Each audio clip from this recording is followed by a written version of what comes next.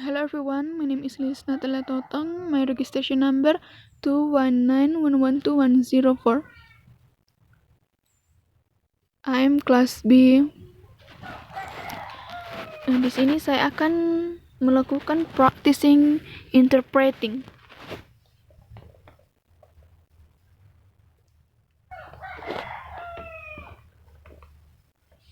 A few years ago, I began to observe something in my own behavior that made me a bit uncomfortable. And that was that from the moment that I woke up to the morning to the end of the day, my life was a series of screens. I started the day with the thing that woke me up first thing in the morning, my phone. And so I sat there in bed watching various cooking videos on Instagram and bouncing around between a bunch of different applications. But then it was time to get out of bed and cook breakfast. And so the thing that I focused then on, in addition to the omelet in the pan, was the iPad that was right next to the oven. And then it was time to do some work. And so I went to a different screen, which was attached to another screen itself, all the while this little devil on my wrist was tapping and beeping and blooping and distracting me as I was trying to get important stuff done. But there was one particular offender out of all of these different devices that I wasted more time on than anything else. That was this dastardly thing, my phone. I could spend hours on this thing every single day. And so I decided to essentially, for all intents and purposes, get rid of the thing for a month. As an experiment, I thought I'm going to live on this thing for just 30 minutes every single day at a maximum. And so this is the amount of time I have for maps. This is the amount of time to call my mother. This is the amount of time that I have for everything that I could possibly want to do, to listen to music, to listen to podcasts. And I observed what happened during this time. It took about a week to adjust downward into a new, lower level of stimulation. Beberapa tahun yang lalu, saya mulai mengamati sesuatu dalam perilaku saya sendiri yang membuat saya sedikit tidak nyaman. Dan itu adalah bahwa dari saat saya bangun sampai akhir hari, hidup saya adalah serangkaian layar. Saya memulai hari dengan hal yang membangunkan saya. Hal pertama di pagi hari, ponsel saya. Dan jadi saya duduk di sana di tempat tidur menonton berbagai video, memasak di Instagram, dan memantul di antara sekelompok aplikasi yang berbeda. Tapi kemudian sudah waktunya untuk bangun dari tempat tidur dan memasak sarapan.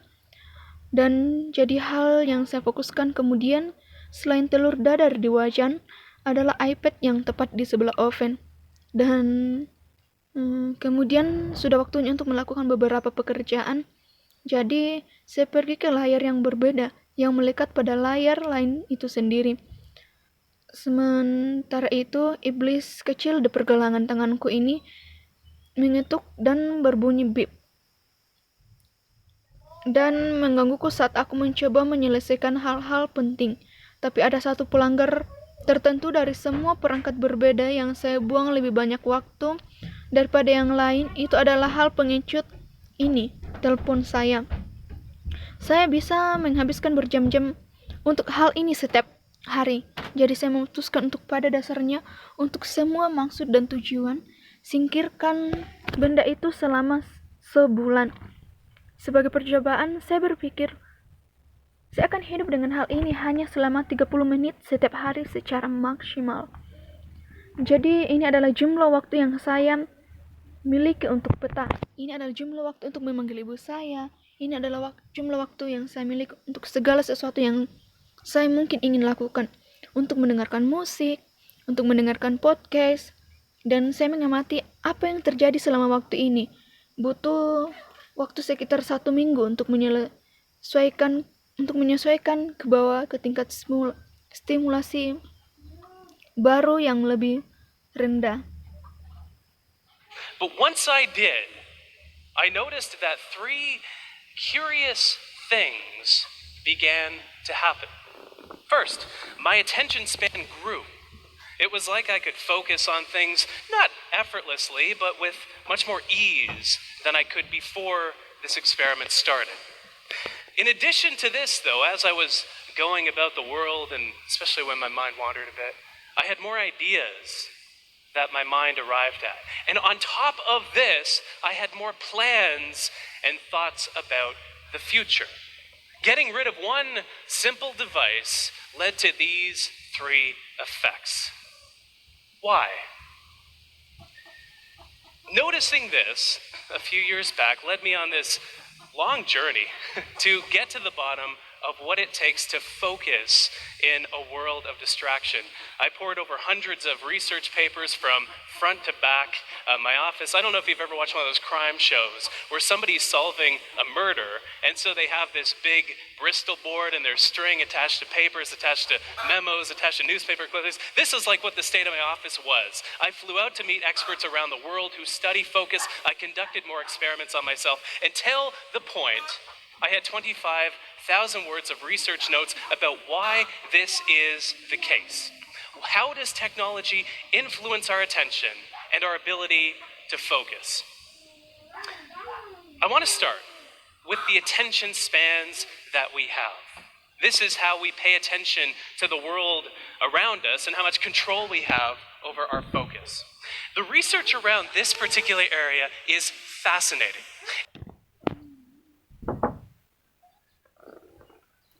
Saya tidak tahu, tetapi begitu saya melakukannya, saya perhatikan bahwa ada 3 hal aneh mulai terjadi. Pertama, tentang perhatian saya tumbuh. Rasanya seperti saya bisa fokus pada hal-hal memang tidak mudah, tetapi dengan jauh lebih mudah daripada yang saya bisa sebelum percobaan ini dimulai. Selain itu, meskipun ketika saya akan tentang dunia, dan terutama ketika pikiran saya mengembara sedikit, saya memiliki lebih banyak ide bahwa pikiran saya tiba di atas ini. Saya memiliki lebih banyak rencana dan pikiran tentang masa depan. Menyingkirkan satu perangkat sederhana menyebabkan ketiga efek ini. Mengapa? Menyadari hal ini beberapa tahun yang lalu membawa saya pada perjalanan panjang ini untuk sampai ke dasar dari apa yang diperlukan untuk fokus dalam dunia gangguan. Saya meneliti lebih dari ratusan makalah penelitian dari depan ke belakang di kantor saya. Jika Anda pernah menonton salah satu dari mereka, kejahatan menunjukkan di mana seseorang memecahkan pembunuhan. Jadi, mereka memiliki papan Bristol besar ini, dan pada dasar dan ada string yang melekat pada kertas yang melekat pada memo yang melekat pada clipping surat kabar. Ini seperti apa keadaan kantor saya. Saya terbang keluar untuk bertemu para ahli di seluruh dunia yang mempelajari fokus. Saya melakukan lebih banyak eksperimen pada diri saya sendiri sampai titik saya memiliki 25.000 kata catatan penelitian tentang mengapa hal ini terjadi, bagaimana teknologi mempengaruhi perhatian dan kemampuan kita untuk fokus. Saya ingin memulai dengan rentang perhatian yang kita miliki.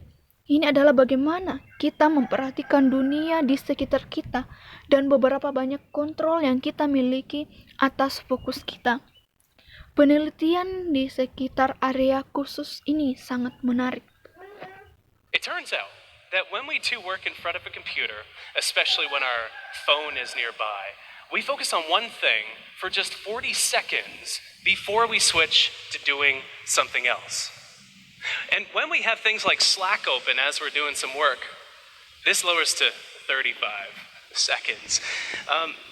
But the reason that this is the case is not what we might think after looking at the research. We think the problem is that our brains are distracted.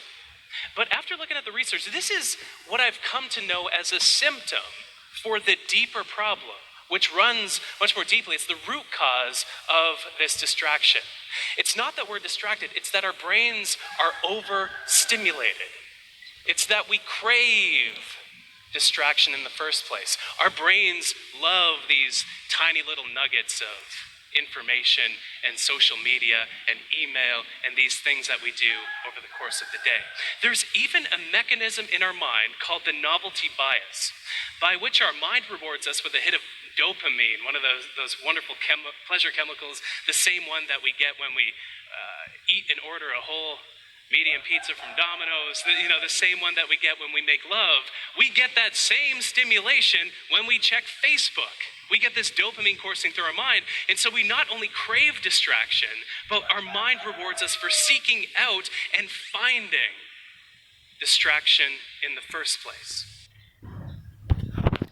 Ternyata ketika kita bekerja di depan komputer, terutama ketika ponsel kita berada di dekat kita fokus pada satu hal hanya selama 40 detik sebelum kita beralih untuk melakukan sesuatu yang lain. Dan kita memiliki hal-hal seperti Slack terbuka saat kita melakukan beberapa pekerjaan, ini menurunkan menjadi 35 detik. Tetapi alasan bahwa ini adalah kasusnya bukanlah apa yang mungkin kita pikirkan. Setelah melihat penelitian, kami pikir masalahnya adalah otak kita terganggu. Tetapi setelah melihat penelitian, inilah yang saya ketahui sebagai gejala untuk masalah yang lebih dalam, yang berjalan jauh lebih dalam. Ini adalah akar penyebab gangguan ini. Bukannya kita terganggu, otak kita terlalu tersimulasi. Ini adalah bahwa kita menambahkan gangguan di tempat pertama. Otak kita menyukai nugget kecil, informasi dan media sosial dan email. Ini ada dan hal-hal yang kita lakukan sepanjang hari. Bahkan ada mekanisme dalam pikiran kita yang disebut bias baru, di mana pikiran kita memberi kita penghargaan dengan pukulan dopamin, salah satu keajaiban itu. So this is the state of our minds today. We're at this hyper-stimulated state where we bounce around between these bunch of different objects of attention that are very, very stimulating for our mind. And so I thought, okay, if the phone had this impact on my attention span, what if I lowered how stimulated I was even more still? And so, this feeling that we experience when we go from being in a state of high stimulation into a state of low stimulation, it has a name. That name is called boredom. This restlessness that we feel when we have this super busy week and then we're lying on the couch on a Sunday afternoon thinking, all right, what am I doing now? So I put out a call to the readers of my website and I asked them, what is the most boring thing that you can think of doing? I'm going to make myself bored for an hour a day for a month. And so I did some stuff that I still am upset about from my readers to this day. Day one, I read the... Jadi, ini adalah keadaan pikiran kita hari ini. Kita berada pada keadaan hyper dirangsang. Ini di mana kita terpental di antara sekelompok objek perhatian yang berbeda. Ini yang sangat-sangat merangsang pikiran kita. Jadi saya berpikir, oke, jika telepon memiliki dampak ini pada rentang perhatian saya, bagaimana jika saya menurunkan seberapa tersimulasi saya, bahkan lebih masih.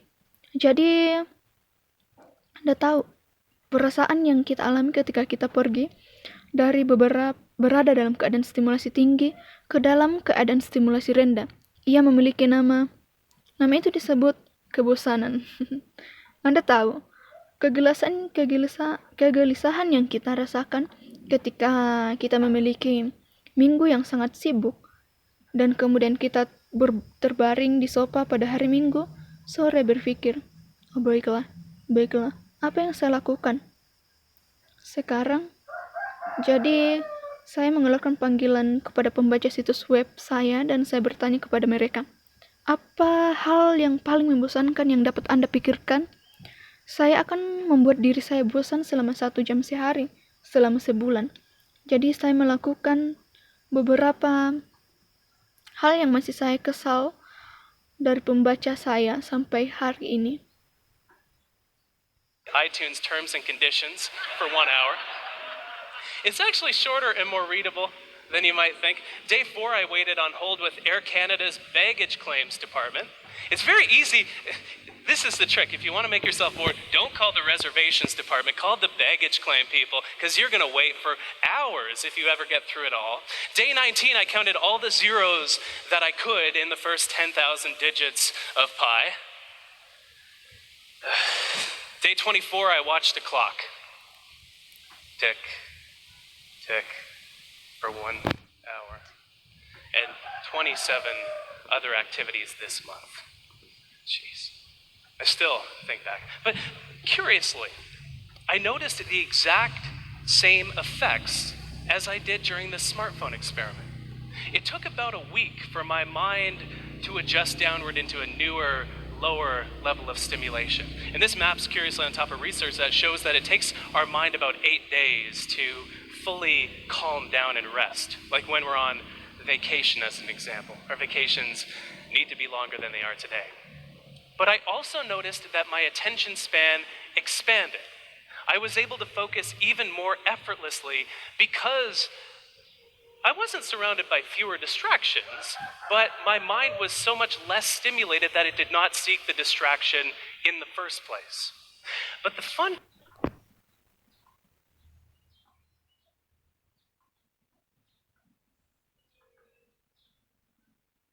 Hari pertama, saya membaca syarat dari ketentuan iTunes selama 1 jam.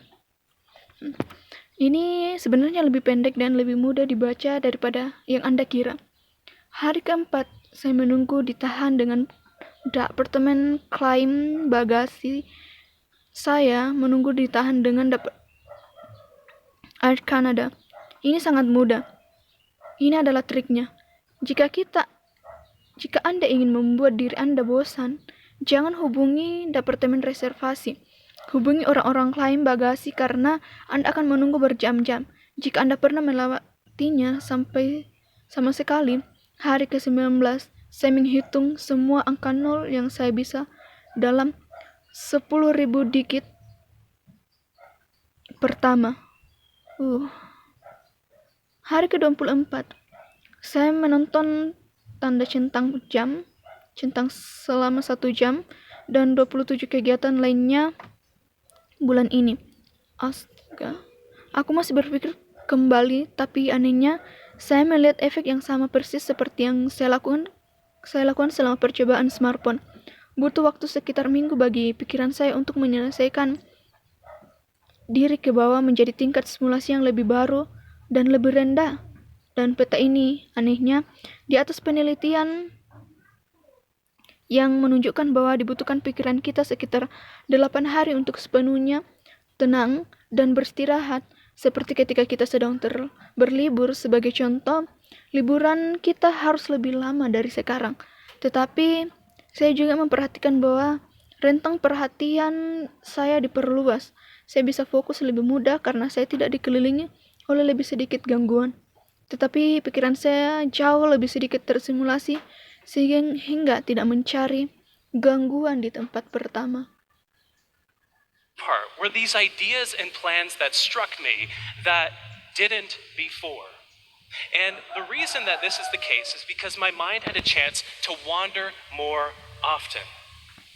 There's a great quote that I love that you might be familiar with from J.R.R. Tolkien, where he says that not all those who wander are lost. And the exact same thing is true, it turns out, with regard to our focus, with regard to our attention. If you think back to when your best, most brilliant ideas strike you, you're rarely focused on something.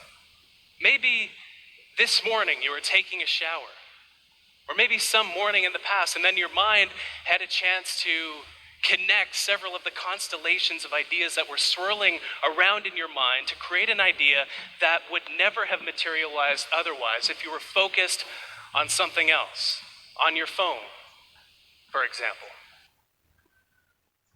Tetapi bagian yang menyenangkan adalah ide-ide dan rencana-rencana yang mengejutkan saya, yang tidak pernah terjadi sebelumnya. Dan alasan mengapa hal ini terjadi adalah karena pikiran saya memiliki kesempatan untuk berkeliaran lebih sering. Ada kutipan bagus yang saya suka yang mungkin Anda kenal dari J.R.R. Tolkien, di mana dia mengatakan bahwa tidak semua orang yang mengembara hilang, dan hal yang sama persis benar. Ternyata sehubungan dengan fokus kami, sehubungan dengan perhatian kami, jika Anda berpikir kembali ketika ide-ide terbaik dan paling cemerlang Anda menyerang Anda jarang fokus pada sesuatu. Mungkin pagi ini Anda sedang mandi, atau mungkin beberapa pagi di masa lalu, dan kemudian pikiran Anda memiliki kesempatan untuk menghubungkan beberapa rasi bintang ide yang berputar-putar dalam pikiran Anda untuk menciptakan ide yang tidak akan pernah terwujud. Sebaliknya, jika Anda fokus pada sesuatu yang lain di ponsel Anda misalnya. This is a mode, especially when we do this deliberately, when we deliberately let our mind wander. I call this mode scatter focus. And the research shows that it lets our mind come up with ideas. It lets our mind plan because of where our mind wanders to. This is fascinating. It turns out that when we just let our attention rest, it goes to three main places. We think about the past, we think about the present, and we think about the future. But we think about the past less than we might think. Only about 12% of the time, and often the time we're recalling ideas in these thought-wandering episodes. But the present, which is a much more productive place to wander, we wander to think about the present 28% of the time.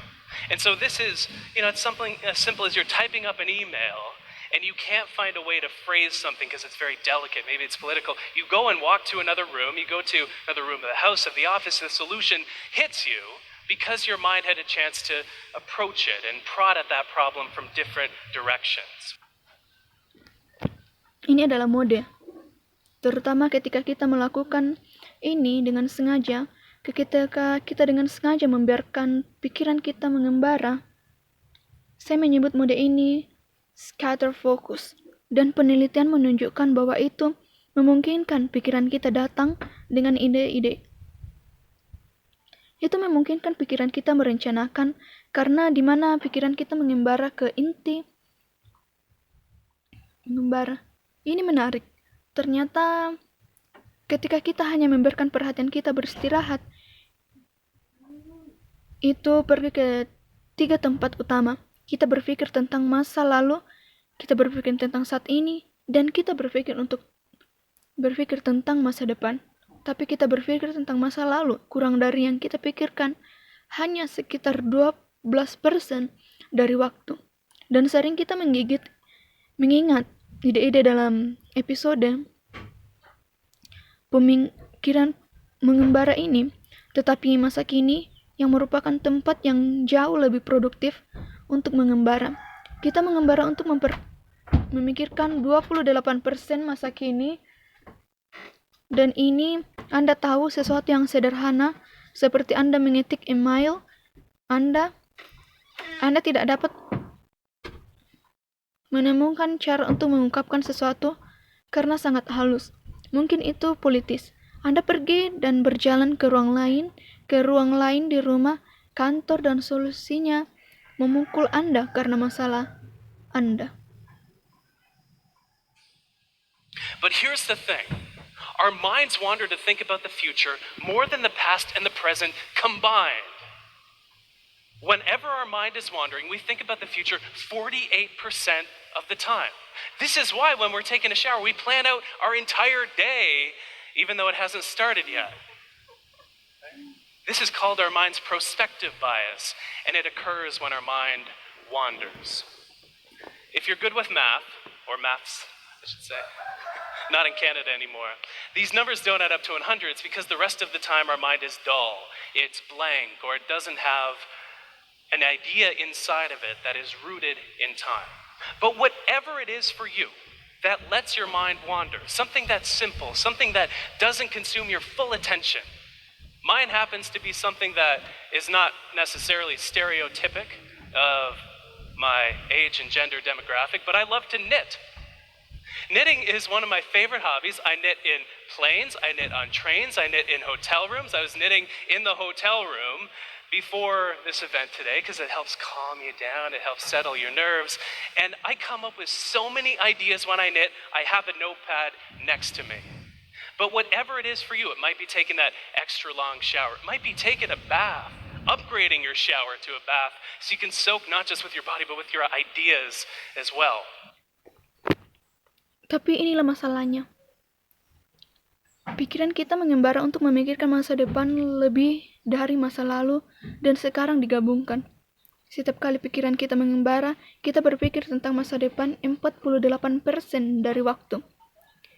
Inilah sebabnya mengapa ketika kita mandi, kita merencanakan sepanjang hari kita meskipun itu belum dimulai. Ini disebut bias prospektif pikiran kita. Dan itu terjadi ketika pikiran kita mengembara. Jika Anda pandai matematika, saya harus mengatakan tidak di Kanada lagi. Angka-angka ini tidak menambahkan hingga 100. Itu karena sisa waktu pikiran kita membosankan, kosong, atau tidak memiliki ide di dalamnya yang berakar pada waktu. Tetapi apapun itu untuk Anda yang memungkinkan pikiran kita mengembara, sesuatu yang sederhana dan sesuatu yang tidak menghabiskan perhatian penuh Anda, saya kebetulan adalah sesuatu yang belum tentu stereotip usia dan demografi gender saya, tetapi saya suka merajut. Merajut adalah salah satu hobi favorit saya. Saya merajut di pesawat, saya merajut di kereta api, saya merajut di kamar hotel, saya merajut di kamar hotel sebelum acara ini hari, karena membantu menenangkan saya. Itu membantu menenangkan saraf saya, dan saya datang dengan begitu banyak ide ketika saya merajut. Saya memiliki notepad di sebelah saya, tapi apapun itu untuk saya, mungkinkah mandi ekstra panjang itu mungkin mandi, meningkatkan kamar mandi Anda ke bak mandi sehingga Anda dapat berendam tidak hanya dengan tubuh Anda tetapi dengan ide-ide Anda juga. Could be simple. If you're at work, walking from one room to another in the office. Very simple change, but if you don't use your phone during that walk, your mind will go to the meeting that you're about to attend. It'll go to the call that you were just on. It'll wander to the ideas that are circulating, and it'll make you more creative in this way. It could be something as simple as waiting in line and just, waiting in line. It could be getting a massage. Whatever it is that lets your mind, I love this picture so much. Whatever you love doing, here's a pro tip. Ask your masseuse to let you have a notepad in the session, because ideas always come to you and you're always incubating things, and so capture them so you can act upon them later. But Ini bisa sederhana. Jika Anda sedang bekerja, berjalan dari satu ruangan ke ruangan lain di kantor, perusahaan yang sangat sederhana, tetapi jika Anda tidak menggunakan ponsel Anda selama perjalanan itu, pikiran Anda akan pergi ke pertemuan yang akan Anda hadiri, itu akan pergi ke panggilan yang Anda hadapi, itu akan mengembara ke ide-ide yang beredar, dan itu akan membuat Anda lebih kreatif dengan cara ini. Ini bisa menjadi sesuatu yang sederhana, seperti menunggu antrian, dan hanya saya tidak tahu menunggu dalam antrian. Bisa jadi mendapatkan pijatan. Anda tahu, apapun yang memungkinkan pikiran Anda. Saya sangat menyukai gambar ini. Apapun yang Anda sukai. Inilah tip pro. Mintalah tukang pijit Anda untuk membiarkan Anda memijit. Memiliki notepad dalam sesi. Karena ide-ide selalu datang kepada Anda. Dan Anda selalu ingin kubasi hal-hal, jadi tangkap mereka sehingga Anda dapat bertindak atasnya. I think after doing this deep dive into the research, we need to make two fundamental shifts with regard to how we think about our attention. We think that we need to fit more in. There's all this talk about hustling. I'm an anti-hustler. I'm one of the laziest people you'll ever meet, and I think that's what gives me so many ideas to talk and write about. We don't need to fit more in. We're doing enough. We're doing too much. We're doing so much that our mind never wanders anymore. It's sad. This is when our best ideas and plans come to us. We need more space. If you look at what allows traffic to move down a highway, what allows it to move forward isn't how fast cars are moving, as you might expect. It's how much space exists between the cars that allows traffic to move forward. Our work and our life are the same way. The second shift. We like to think of distraction as the enemy of focus. It is not. It is a symptom of why we find it difficult to focus, which is the fact that our mind is overstimulated. I have a challenge for you.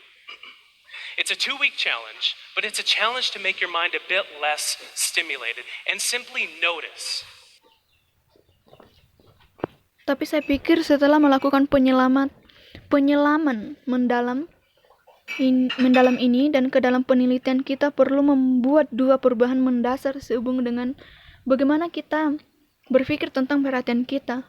Kami berpikir bahwa kita perlu lebih cocok. Anda tahu, ada semua pembicaraan tentang bergegas. Aku anti-hustler, saya adalah salah satu orang paling malas yang pernah Anda temui. Dan saya pikir itulah yang memberi saya begitu banyak ide untuk dibicarakan dan ditulis. Ketika kita tidak perlu lebih cocok. Kami melakukan cukup. Kami melakukan terlalu banyak. Kami melakukan begitu banyak sehingga kepikiran kami tidak pernah mengembang lagi. Ini menyedihkan. Ini adalah ketika ide-ide terbaik kita dan rencana datang kepada kita, kita membutuhkan lebih banyak ruang. Jika Anda melihat apa yang memungkinkan lalu lintas untuk bergerak di jalan raya, apa yang memungkinkannya untuk bergerak maju, bukankah seberapa cepat mobil bergerak? Seperti yang Anda duga, itulah adalah beberapa banyak ruang yang ada di antara mobil yang memungkinkan lalu lintas untuk bergerak maju. Pekerjaan dan hidup kita adalah cara yang sama. Pergeseran kedua. Kita sudah memikirkan gangguan sebagai musuh fokus. Tidak. Ini adalah gejala mengapa kita merasa sulit untuk fokus yang merupakan gejala dari mereka. What happens to your attention? How many ideas do you get? How does your focus change? How many plans do you make? So for 2 weeks, make your mind less stimulated. There are so many great features on phones, on devices, that'll let us eliminate a lot of the time we waste on our devices.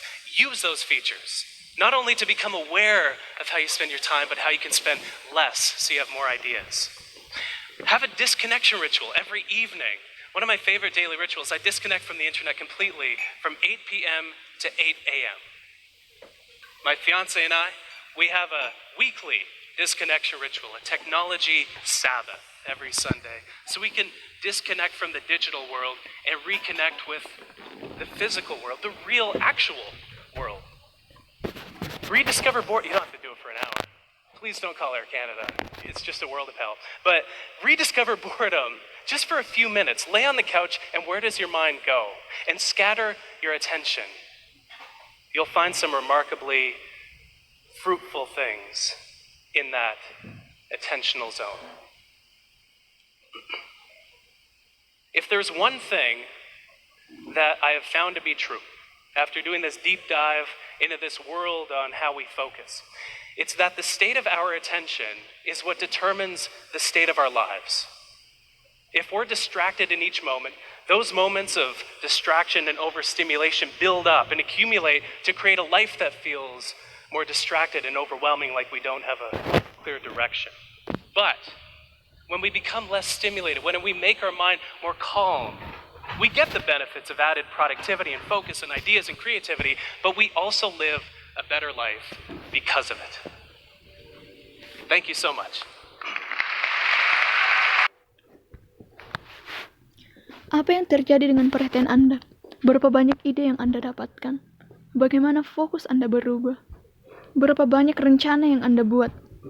Jadi, selama 2 minggu, membuat pikiran Anda kurang terstimulasi. Ada begitu banyak fitur hebat di ponsel, pada perangkat akan memungkinkan kita menghilangkan banyak waktu yang kita buang di perangkat kita. Gunakan fitur-fitur itu, tidak hanya untuk menyadari bagaimana Anda menghabiskan waktu Anda, tetapi bagaimana Anda menghabiskan lebih sedikit sehingga Anda memilih lebih banyak ide. Lakukan ritual pemutusan setiap malam. Salah satu ritual harian favorit saya memutuskan sambungan dari internet sepenuhnya dari jam 8 malam sampai jam 8 pagi. Tunangan saya dan saya, kami memiliki ritual pemutusan mingguan. Sahabat teknologi setiap hari Minggu, sehingga kita dapat memutuskan hubungan dari dunia digital dan berhubungan kembali dengan dunia fisik, dunia nyata dan aktual. Temukan kembali kebosanan Anda tidak perlu melakukan selama 1 jam. Tolong jangan hubungi Air Canada. Ini hanya dunia neraka. Tetapi temukan kembali kebosanan hanya untuk beberapa menit. Berbaringlah di sofa dan kemana pikiran Anda pergi. Dan menebar perhatian Anda. Anda akan menemukan beberapa hal yang sangat bermanfaat di zona perhatian itu. Jika ada satu hal yang saya temukan benar setelah melakukan penyelaman mendalam ini ke dunia ini tentang bagaimana kita fokus. Ini adalah bahwa keadaan perhatian kita adalah apa yang menentukan keadaan hidup kita. Jika kita terganggu setiap hari, setiap saat-saat gangguan dan stimulasi berlebihan membangun dan untuk menciptakan kehidupan yang terasa lebih terganggu dan luar biasa. Seperti kita tidak memiliki arah yang jelas. Tetapi ketika kita menjadi kurang terstimulasi, ketika kita membuat pikiran kita lebih tenang, kita mendapatkan manfaat dan produktivitas tambahan dan fokus dan ide-ide dan kreativitas. Tetapi kita juga menjalani kehidupan yang lebih baik karenanya. Terima kasih banyak.